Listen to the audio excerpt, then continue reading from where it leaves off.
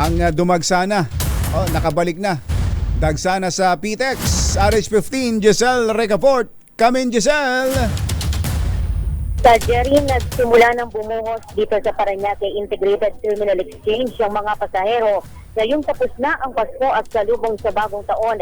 Ayon dito kay Colin Calbasa, ang Senior Corporate Affairs Officer ng terminal, umalo na sa halos 13,000 ang mga pasahero hanggang ngayong alas 6 ng umaga lamang. Kung noong mismong Pasko at bagong taon ay walang o maluwag itong PTEX, ngayon naman ay halos magkapalitan na ng mukha ang mga pasahero na tuloy-tuloy ang pagdating.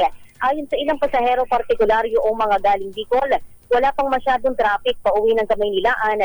Kaiba naman sa sitwasyon sa kalsada noong pauwi pa lamang sila ng lalawigan. Kahapon halos umabot sa 100,000 mga biyahero sa PTEX. Ngayon may trabaho na ulit ang karamihan sa ating mga kababayan. Nagdesisyon daw silang maagang bumalik sa Maynila upang makapagpahinga kahit paano bago muling sumapak sa hanap buhay.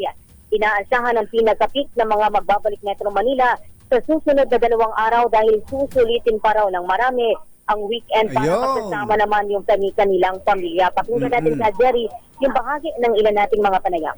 Ulit naman kami kagad kasi may trabaho po kami sa para mas makapagpahinga pa ng continuous. Kaya ako mga bangat para makaiwas sa traffic at maaga makabalik sa trabaho.